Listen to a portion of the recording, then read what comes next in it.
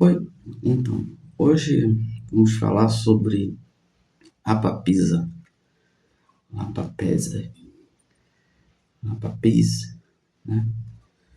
E essa carta é muito interessante porque, primeiro analisando as linhas, a gente tem várias setas, e essas setas também, ao mesmo tempo que podem remeter à sexualidade feminina ou à feminilidade, também podem remeter à seta do símbolo do masculino, né? Aqui a gente tem uma mulher sentada e lendo um livro, mas ela está olhando para um outro lugar. Tem três elementos muito importantes: o olhar dela, o livro e esse ovo aqui. O Jodorowsky fala que esse ovo, né, essa mulher estão gerando algo, mas ele não eclode. Ela é uma pessoa que se absteve do mundo material, ela tem uma relação com o divino, né? Ela é uma virgem, talvez, é uma pessoa que se absteve dos desejos carnais. Mas o livro que ela lê, como ele fala, né, o Jodorowsky fala, tem cor de carne. Então esse livro também está falando dela, está falando sobre o mundano também. Ao mesmo tempo pode ser um livro sagrado, a Bíblia talvez. Ele também fala de algo terreno, algo carnal, né? E os livros sagrados de várias religiões vão falar de coisas mundanas, coisas do terreno, coisas da carne, assim. Mesmo que criticando em alguns momentos, mas é preciso a carne para poder gerar alguma coisa. Sem a vida, sem o material, não dá para sustentar o etéreo, né? O etéreo não existe sem a carne, sem o físico, e o físico não existe sem o etéreo. Então, ela está aqui lembrando a gente que toda essa pureza também precisa do oposto, do seu oposto, né? E uma coisa interessante que a gente pode também pensar com ela é que várias perguntas que a gente pode fazer. Quantas mulheres a gente vê no tarô de Marseille, né? Eu contei e a gente tem 7 mulheres, né? 7 femininos e 7 masculinos e 2 andrógenos não binários, que é o diabo.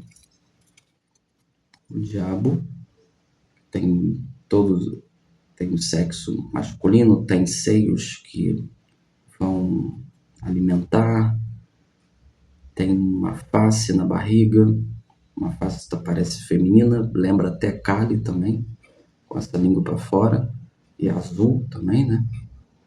E temos também a morte. A morte não tem sexo aqui. Ele usa um saiote, mas ela não tem seios. Essa morte pode ser um corpo feminino, um esqueleto de um feminino, pode ser um esqueleto masculino. E o engraçado é, a morte a gente chama de a morte, e o diabo, né, que tem essas coisas assim femininas nele, a gente chama o diabo. Por que a gente coloca esses... Por que a gente chama o feminino com o pronome a, mulher, aquela que vai dar luz, né? Por que a gente coloca esse pronome a? Porque no masculino a gente coloca o pronome o. O que significa isso? O que significa isso para você, por exemplo, quando estiver diante dessa imagem? O que é o feminino para você? O feminino é essa pureza? só a pureza, o feminino para você vai ser representado por coisas exatamente doces, né? O masculino vai ser representado por coisas, então, salgadas, por coisas que mais duras. E uma vez até um cliente, né, questionou essa ideia, assim, e a gente tem várias coisas femininas em nós. A gente não precisa necessariamente estar ligado a uma ideia de feminino que é nos dado pela sociedade. Mas a gente tem vários símbolos do feminino.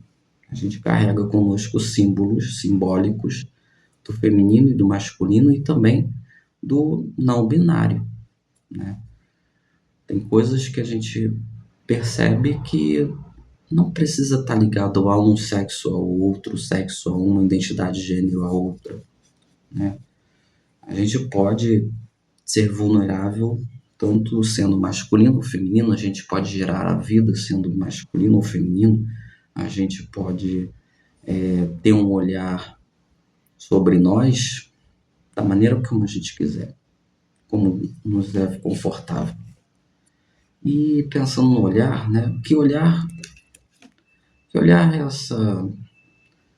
essa pessoa, esse rosto nos traz? Qual olhar que a gente tem sobre nós, né? Se a gente pensa sobre o que há de feminino ou masculino em nós, ou não binário em nós, como é esse olhar que a gente tem para nós? Como a gente olha também para o outro, a gente julga o outro pela aparência que ele tem, pela pureza que ele tem. Se a gente julga o outro, a gente também julga nós mesmos, né? E dependendo da forma como a gente tem um olhar para o outro, como a gente tem um olhar para nós mesmos, isso vai trazer diferentes maneiras como a gente se relaciona com nós mesmos e com o outro.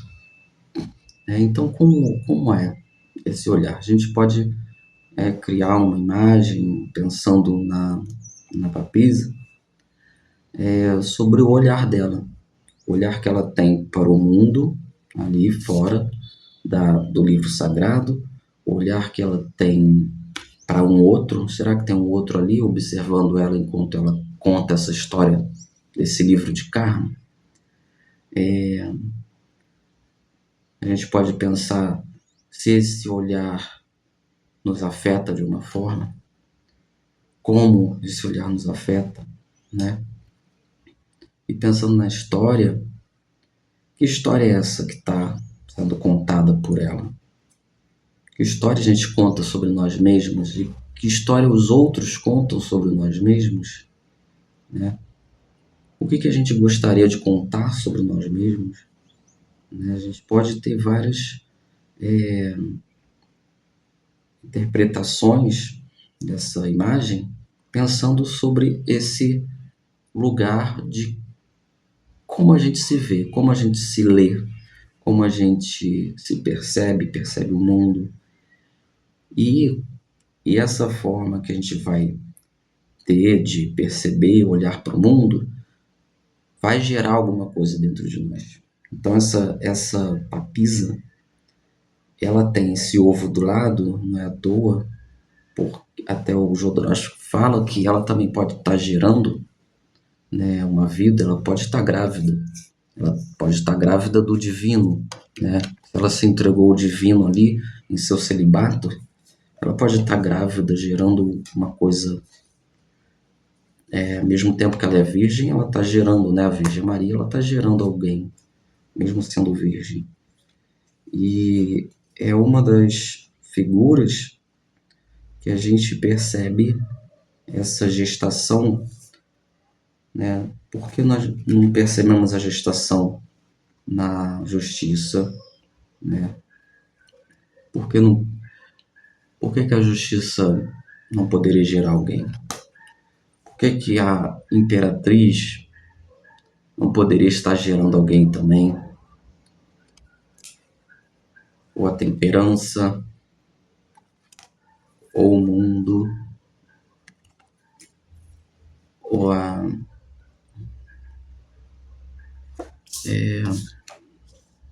estrela.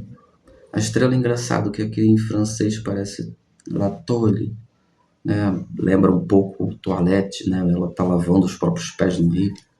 Né? Por que que todas essas imagens femininas não podem também estar girando? A mais clara que a gente tem é a papisa, porque ela tem esse ovo. Esse ovo representa a fecundidade. E o livro está bem afastado da barriga dela. Parece que tem algo ali sendo gerado, né? Esse corpo não é só um corpo de uma mulher virgem jovem que está pronto para receber quem vai fecundar ela, mas ela também está gerando algo. Então, o que gera? O que que a gente gera de histórias sobre a gente? Como o mundo nos afeta, como nosso olhar sobre nós mesmos afeta as coisas que a gente gera, que a gente cria, né? A gente pode pensar nisso e criar uma imagem que vai trazer para a gente coisas do inconsciente, coisas do nosso pensamento, coisas que a gente reflete o dia inteiro e materializar nessa imagem. E a gente vai gerar essa imagem. Então, a papisa é interessante de pensar nessas coisas, de pensar o que você gosta, de pensar o que você gosta no outro, o que você gosta de si mesmo, como você se vê. E você pode criar diferentes imagens. Uma das imagens interessantes que a gente pode ter é o próprio retrato de si mesmo, né? O autorretrato é muito legal para pensar sobre como é o nosso olhar para nós mesmos.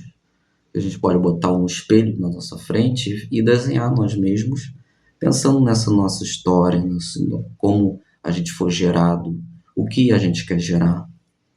Então, o desafio que eu penso é esse: colocar um espelho na sua frente, fazer um autorretrato de si mesmo, pensando nesse olhar da papisa, nessa história que ela está segurando e o que ela está gerando. Até breve.